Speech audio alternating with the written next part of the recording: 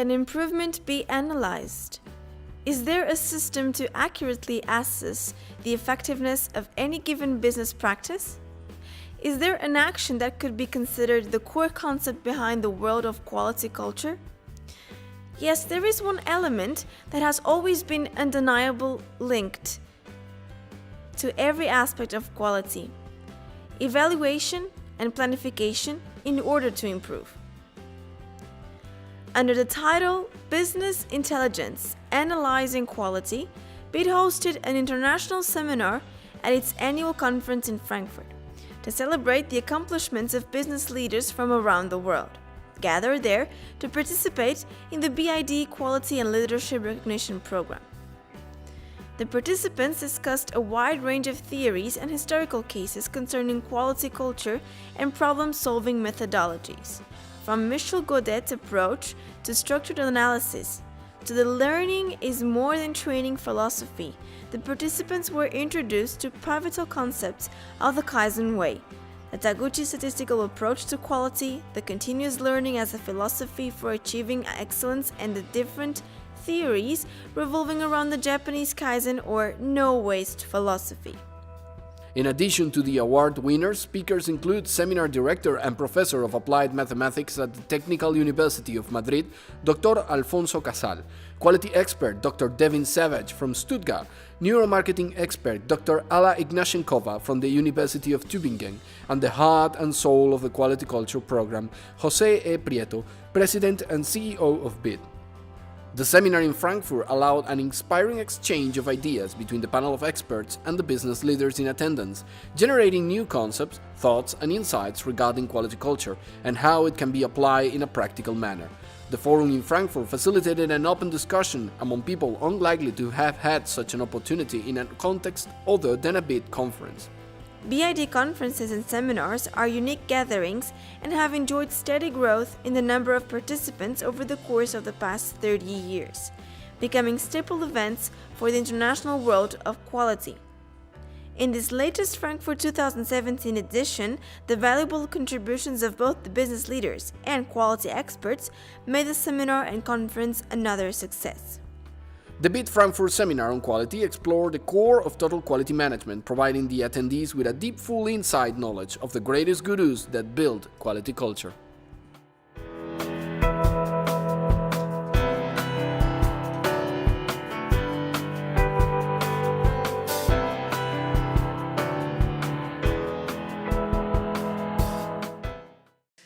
First of all, I would like to describe a bit the process in our company, TC Contact, and then I will connect it with TRIS. Problem solving.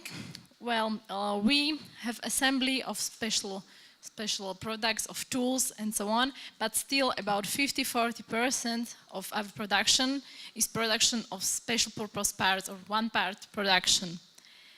And we have about 350 pieces of really different parts per month. We receive drawings from construction from our customers. On the drawing is the material, and there is how the part should look like. And then our technology department should write the steps, and the steps looks like this is like one paper, and there are the steps like cutting, turning machine, milling machine, and so on. And we are solving different technological problems every day. And regarding this machinery industry, it's like exact science. So when, for example, our customers said on the drawing there should be a type of material, but our technological department say no, there should be another material, we can suggest it and we can improve the whole process and the whole tool of assembly. And it can help a lot also the big companies, which are our customers. So it's like good example of TRIS, because this methodology was already solved, but we use it for our special products.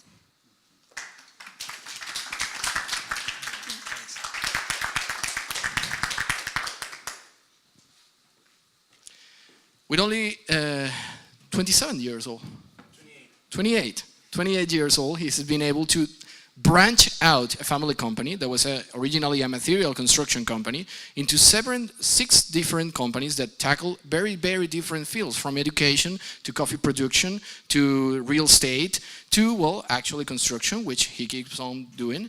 Mr. Ñeco is an example of how can you diversify your systems, increase and develop new ways to monetize your company and be productive and successful. Please. Thank you, Frank. Okay, for me, it's very important the quality. The quality is infinity. You can do it in Spanish and I'll translate if you want. Okay. La calidad para mí es algo infinito. The quality for me is an infinite thing. Es algo que no se puede nunca pensar que ya está todo hecho. You can never think that a quality field is everything done. I mean, you can never believe that you already finished with the quality field. Y el modelo más exitoso que para nuestra manera de ver las cosas And the most successful way the most successful model of quality in our vision es cuando logras impregnar todas tus políticas de calidad dentro del ADN de tus colaboradores. is when you are able to implant the quality in the DNA of your entire company at a transversal level, in all the levels of the company. Cuando los enamoras y los haces dueños de tus políticas de calidad, ese es el momento en el que puedes estar tranquilo. When you make people of your company to love quality and be part of the quality politics, that's the moment in which you can rest assured Y estar tranquilo de que desde adentro vas a expresar hacia los demás, tus clientes, tus proveedores, el verdadero sentido de la calidad. that the quality that it's being built inside of your company will actually arrive in the hand of your customers and clients. And let me point out that it is, again, the human factor. It was the human factor, the success in stadium management case, because they got the vision. It is the human factor, the success story also in the case of Indian management, who has well, India, we must bow to India. They have been able to realize this millennia ago. And it's also the human factor, the success in the case of Colombia. Cuando nosotros logramos impregnar en el ADN de nuestros colaboradores nuestra visión, nuestras políticas de calidad, eso hizo que hoy seamos el grupo económico que somos en Colombia y pues ahora para el mundo. When we were able to actually implant in the people, the stakeholders of the company, the people that work with us, our vision of quality, we were sure that we will transform into the successful group that we are now, having 6 companies in Santa Marta and the rest of Colombia. Yes. Thank you very much, and I will wait you all in Colombia. Thank you. Thank you very much. You have to dance so the light doesn't blind you. Thank you very much. Actually, in the laboratory, it is a forced change because we are forced to do what we're supposed to do to produce quality. Quality in the lab is about producing an accurate, reliable, and timely result that has less error so that we minimize the costs of putting out a result that is error prone, so that we are able to minimize the costs and due treatments to the patients. So we are forced to apply quality in the lab because of what the end result would be to the end patient. So the first quality that we do is via the total quality management, that we look at the different 12 essential areas that we must by all means apply: documentation, customer satisfaction, procurement, standard operating procedures, the whole process. All this must be put into place to be able to produce an error-free result that will finally affect the patient, to reduce costs and unnecessary treatments to the patient. So it's a first way of achieving quality. Thank you very much. We have Angola as one of the technical units of the Angolan government that is doing a remarkable thing. As you well know, as you well aware, all of you, Angola had a rough time a few years ago. They have been steadily recuperating. They have 15 years of peace already. They have been steadily growing their economy and rebuilding an entire country. If that is not innovation, I don't know what it is. If you have to build a country and you are focusing yourself on people, which is what our friends from the India Management Institute were explaining, And if you're trying to create new solutions out of the blue, like the trees example that we will showing, then you are doing something really good. And I will leave you, without further ado, with our friends from UTIP Angola. Thank you. Hi everyone. I don't know if I had the chance to introduce myself. My name is Helio Alves. I'm from Angola and I'm representing the technical unit for private investment of our country. Pretty much what the responsibility of UTIP is to prepare, promote, and prepare, process, review, and negotiate private investment projects worth over $10 million. And talking about solving, creating equality through problem solving is one of the issues we face every single day while analyzing every project they submit to us.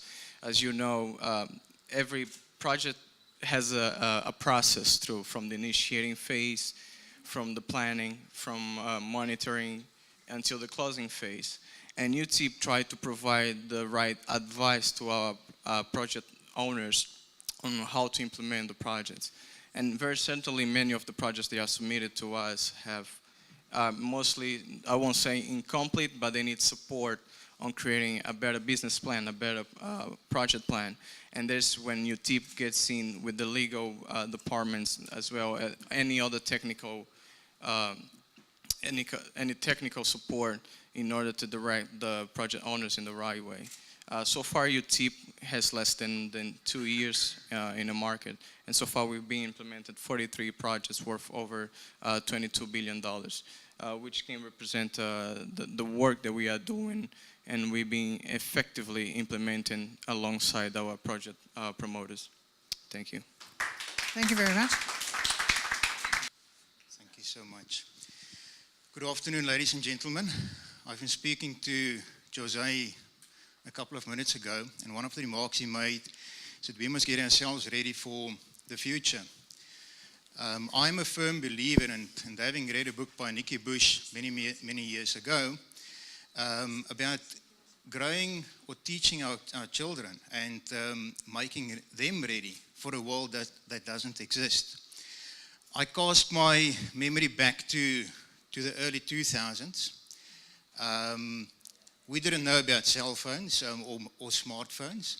I mean, we were walking around with Blackberries. Do you remember those days? Nokia 3310s. Nobody would have imagined that 10 years later, Apple would be an $800 million business. Nobody would have imagined that we can sit in a room and we can tweet and we can send emails and somebody can read those emails real time. I remember my first Blackberry. It was push notifications and it was out of this world to be able to send the email. How much has the world not changed? So I'm going to leave that thought with you for a while, because that defines my business and what we do. In 2006, South Africa won the World Cup bid to present the 2010 World Cup, Football World Cup in South Africa. Now, a couple of years before that, in the early 90s, our country was still defined as a country ruled under apartheid. The minority white people was in charge of the country, and there were pure segregation lines in our country. Black people were not allowed. Sure. Good. So black people were not allowed to go to a restaurant. Black people were not allowed to own land. They were not allowed to run a business. They were not allowed to own property outside the traditional black establishments. And we got involved in 2006 in football. Me, myself, as a white South African. Now, in the days of apartheid, we would have found that football was supported by black people. And rugby was the sport supported by white people. And there were clear lines of the commercialization of the two sports. Nobody spent money on rugby. Corporates tend to steer away from that. And we found a situation where the typical black football supporter in the black football clubs had to piggyback on white-owned stadiums to play at those stadiums. And they were often charged a lot of money. Now, I'm going to refer to our currency, the rand value. I'm going to refer to that. In your mind, just think about the rand value being, if you want to put it in euros, just divide it by 3. But you would have found that a top football club in South Africa paid the white establishment R1 million to make use of the stadium on the day. There were no commercialization opportunities for them. So they couldn't commercialize their sport to the full potential. Then a couple of years later, we found that apartheid was abolished. The country hosted the 1995 World Cup rugby tournament in South Africa, and white and black started working together. In 2008, I saw this opportunity in football. Now remember I said there was a world that didn't exist. In football, we didn't have stadiums. Because we didn't have stadiums, we couldn't commercialize the stadiums. Now what do I mean by commercialization? It's got to do with what commercial value do you see in the club, how many people do you run through the seats per annum, what advertising you put up in the stadium, what could be the naming rights of the stadium, Allianz, be it what it may be. But that's where the commercialization lies. And because black football didn't have those opportunities under the apartheid regime, there was a void in the market. And that specific part of the business did not exist. Hence my reference at the opening of my discussion with you, thinking about a world that doesn't exist. We are surely sitting in a situation today where in 10 years' time from today, we will be living in a different world.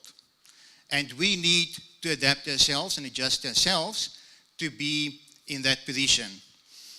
So in South Africa, a lot has been made about these stadiums. We built 9 stadiums. We spent 50 billion rand on the World Cup.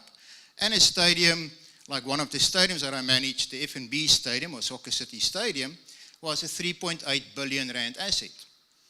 We're spending 4.5 million rand a month looking after the maintenance of the stadium. So what we do is we sign hosting agreements with the clubs. We bring the clubs into our stadium. Some of our biggest football clubs in South Africa is Kaizer Chiefs, Orlando Pirates, and they have got a lot of value to them. For the first time in the history of Kaizer Chiefs, in 2011 when they were 40 years old, or 41 years old, they had a stadium paying them a hosting fee, and we offered them 105 million rand. What did we do by that? We created a new industry, we created a new world that didn't exist for Kaizer Chiefs prior to us being able to put them up in a world-class stadium. We then created transactions with Orlando Pirates, which is today a 78-year-old club in South Africa. And between Kaizer Chiefs and Orlando Pirates, their followership is about 21 million people. They could start their own political party and they will probably win. But luckily they are not in the political environment.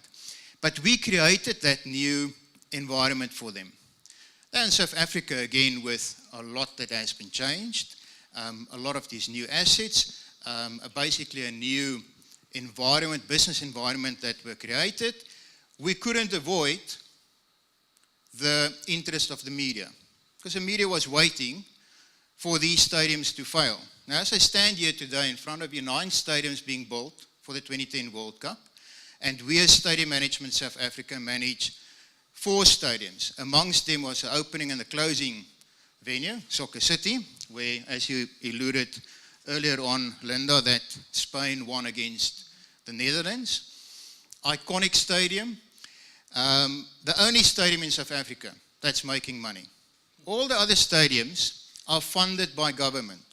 Think about the Cape Town Stadium, Greenpoint Stadium. Greenpoint Stadium is currently losing 110 million rand a year. The Moses Mabhida Stadium is losing 58 million rand a year. The Nelson Mandela Bay Stadium is losing 87 million rand a year. Now we organized our agreement with the City of Johannesburg, who's the owner of the facility, that we'll look after the facility, we'll do the upkeep of the facility, we'll do the facilities management. In other words, if a globe needs to be changed, we'll change the globe. Preventative maintenance in terms of the pumps, what needs to go with that. We manage the pitch. We present the pitch to the club.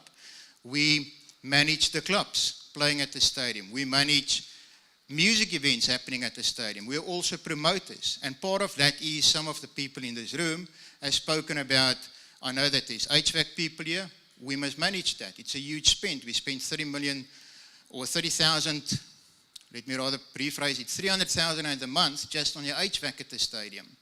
We would, there's event management people in the stadium. Event management has got to do with when you play that team and the commercial value about that team, selling suites, selling the advertising space inside the stadium, keeping the media's interest in what you're doing, and turning that into further potential.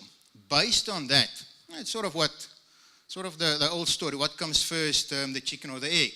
You know, you've got to have the team to commercialize a stadium. You've got to have a good stadium to have a good team. So we struck the balance back in 2009, a year before the World Cup. We signed these agreements with the clubs and we've put them in place. But in South Africa, is there any South Africans here? There was another South African speaker earlier this morning. There you are. In South Africa, with the political environment changing, the gentleman will know that we also had to deal with a lot of changing legislation. We've got to deal with black economic empowerment in South Africa to create that balance about the wrongdoings of the apartheid regime, to give that the opportunities to new people coming through today. We're also dealing with skills development legislation that allows us to put money into the training of staff. Now, before these World Cup stadiums was built, we had 5 or 6 proper white managed stadiums in the country. So it's a very, very small industry. And we had a huge opportunity to employ new people into our business and to teach them the commercialization of stadiums. Because as I've explained, it's not just the cutting of the grass and making sure the generators has got diesel in it. We are promoters, we manage the events, we promote the events, we advertise it, we deal with the media, we do social media, we put the bums on the seats, we sell beer, we've got our own liquor store on site, we sell corporate hospitality. So it's a microcosmos of a lot of different businesses inside our business. And at one stage I told my fellow shareholders that this is an ideal opportunity for ourselves to make our employees part of our shareholding in our business. Now, unlike the other stadiums in South Africa, we went to the city of Johannesburg and we told the city of Johannesburg that we can manage the facilities free of charge to them. So we will give them, for every 20 million rand profit that we make, we'll give them 22%. We then decided we're going to spend 10% on skills development. And we're going to take another 10% and we're going to put that into a previously disadvantaged individual. In other words, anybody else but a white man in South Africa is a previously disadvantaged individual. Am I right? So we gave our employees shareholding in our business. Linda, 5 minutes and then I'm finished. I'm not going to take much more time. So we embarked on a program of teaching our staff how to manage the business. And I remember in 2010, I employed a black lady who just finished university and she qualified as a lawyer. She couldn't find work. I employed her as my first at reception, then she became my personal assistant. And you're most welcome to go and have a look at my company's website, Stadium Management SA. It's as easy as that. Today, she's a director in my business. She's putting together events, Guy Chiefs versus Orlando Pirates, Carlin Black Label events. 18,000, 90,000 people we put into the stadium. And we arrange all of this that I've spoken about, all the logistical preparation for the event itself, the hospitality that goes with the event, the advertising, marketing, the social media that goes with that. And she can do that. She's 29 years old. She's putting 90,000 people into a stadium safely, and she let them leave the venue safely. Just yesterday, we all heard what happened with the Crown inquest into the Hillsborough tragedy, what was that, 29 years ago? So we also deal with specific legislation in South Africa. It's not just opening the doors and letting the people come in. Doing big events takes a lot of time, and it takes a lot of energy, and it takes a lot of focus, and you've got to deal with a whole lot of legislation. But I'm very proud about what we've achieved. We're talking about quality, we're talking about leadership. We're still the venue in the world that has sold the third most concert tickets in the international music industry. We've had the likes of Lady Gaga, U2, Bon Jovi, Rihanna, you name them. They've been at the stadium. We've hosted international rugby tests, 3 tests. We've hosted 50 to 55 international derbies. We've created and we've invented events like the Carling Black Label Cup, which out of 90,000 people entering the venue, 2 people will leave that day as a millionaire, albeit that in rand, but they will leave. They will get R1 million in cash. There's a lucky draw. We've got the ideas how to commercial certain events and to sweat the asset in terms of making more money.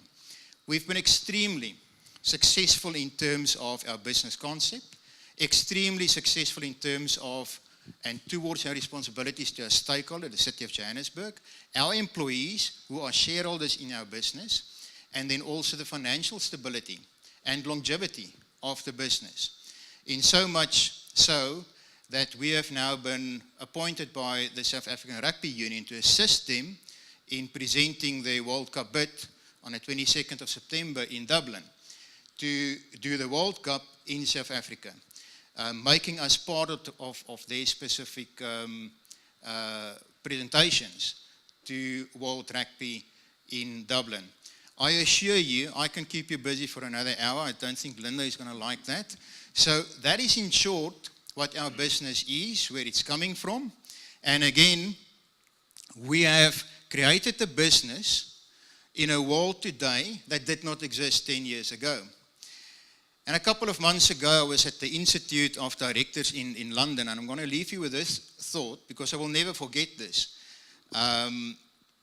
I received a Socrates Award at the Institute of Directors, and one of the facilitators said, Herman Shaw said in 1903 that the realistic man will adapt himself to the world, and the unrealistic man will persist in making the world adapt to him. And that has stuck with me. It has stuck with me through, what we have actually done. I didn't realize it, but looking back, the innovative ways that we've put the business together, that we've created an environment for black football in facilities that didn't exist, in business context that didn't exist, in PDI employees that now own a stake of the business they work for, the financial success that we've achieved out of this, and opportunity, as Jose said earlier on, and with what I opened as well, the opportunity for us to change the future. It is in our hands, and we only need to look back to see the huge capabilities of us sitting here. 30 years of BID, 179 countries represented with BID. We can make it. We can change it. I've done that, so can all of you do it. I'm humbled to be in the presence of great leaders and the business opportunities that you guys have spoke about this morning. Thank you so much, Jose. Thank you, Linda. Thank you very much. Go ahead. So thank you, Prieto, and thank you to you for calling me. Let me explain to you first that about our nation. India, all of you know, you've heard India is the 5th largest economy in the world, and it's going to be cross any other European economy, cross Britain, it will be the 2nd largest economy by 2022. That is the prediction. But that's the one side of India, because it has a big market. I'm not discussing that. But there is another side of India. I think how many of you know the world modern civilization is surviving on the contribution of India. The oldest civilization of India. This digits 1 to 0 is the invention of India. Arithmetics and algebra is invention of India. If you go to the Wikipedia, if you type a name, Rishi Panini, the Rishi Panini who born 325 years before Christ, which the theory has given, and this is the computer language is been formed, the binary method. The computer language is formed on that. You can go to the Wikipedia and see his contributions. So this India was had much contribution before Christ to this world, and the modern civilization is established in the world. Very long, very old, one of the oldest the civilization of the world. But the beauty of India, it has always focused on the human being. Rather, India's everything, India's entire, the gamut of development, intergamut of the governance, the leadership, everything centered on the human being. Because if you talk about the quality, behind each quality, there's one human being. The quality cannot come as an isolated feature. So the quality is one of the great, the component of any sorts of the development, be it human development, be it business development, corporate development, all materialistic development. But behind everything, there's a human being. So India has presented enormous scriptures. I think all of you heard it, not Veda. Vedas, our scriptures, is almost 9,000 years old from today. So those scriptures has a fantastic explanations and the fantastic exposition is given as how human being can be transformed. An ordinary human being can be transformed into an extraordinary human being, and then to develop an spectacular quality of the leadership in the human being.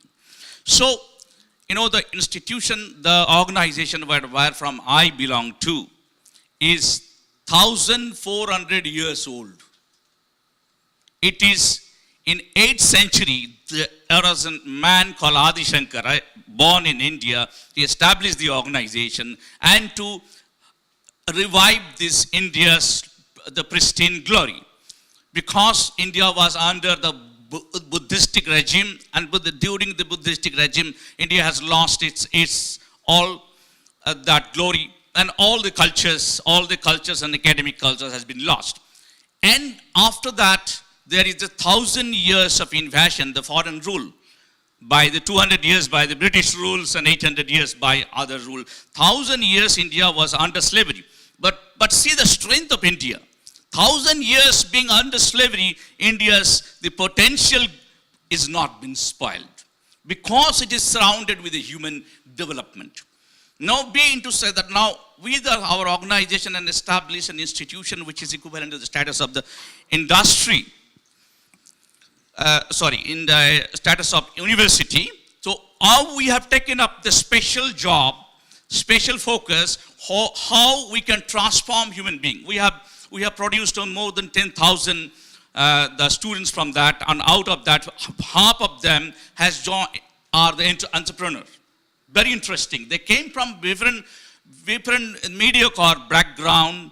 They joined our institutions, and it is several case studies are there that came from very mediocre background. Even they had no aspiration in their life. They had never thought of being into even 5-star hotels. That kind of situation was now they are the class entrepreneurs in the country. And that's the model we have developed.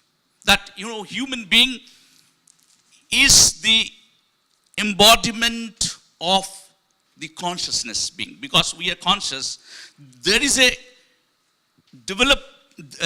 separation between the human being and the animal being. All the human being also born as an animal. But the difference between a human and other animal, because human has an extra faculty that's called emotional intelligence.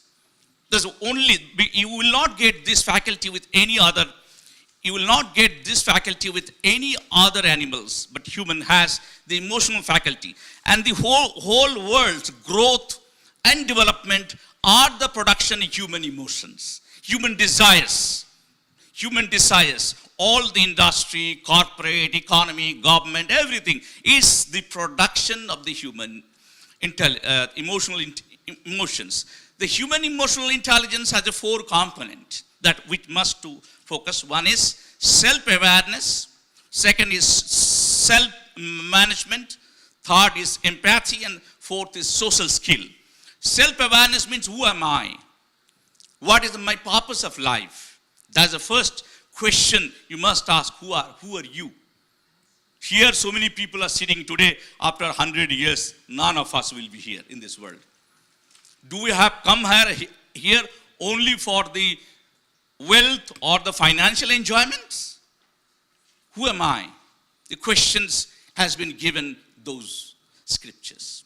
And that who am I to understand our potentials? Because if the God has brought everyone is equally potentials. Equally potentials. There's no genius. If Steve Jobs was genius, if Bill Gates is genius, then we are genius. Because they are not the product of any university. I'm telling you, the highest the dream of the world is always seen in the backbench of the class. If you see, history of the world is not the history of the academic toppers. That's very interesting part. Why it is happening? None. Bill is not. Harvard, he himself said to me, Harvard successful dropout. Steve, who had been my friend since 1977, when there's no Apple, I have seen his transformation and journey for have not to have. So that's a journey I have personally observed of Steve's. So how they brought it? It is only their inner potentials. And Sir? Yes, I can see that this is going into great depth, and we'll just ask you to go just to the fourth point. The 4th point I said, Yes. Self-awareness. We must understand who am I, that I can do it. Second thing is self-management. To deliver ourselves to the society, to any development, deliver ourselves into that direction. And empathy, having empathy to all humanity and the social skill, we must know how to survive in the society, having giving in a theory of accommodation, the non-violence what Mahatma Gandhi has taught. You have all of you have heard the name of Mahatma Gandhi. I belong to that nation. I belong to have that dress what Mahatma Gandhi used to have. This is my proud to belong to my nations. So this is the focus, as I said, every quality behind that there's a human being. How to develop change. And change with the change is the art of life.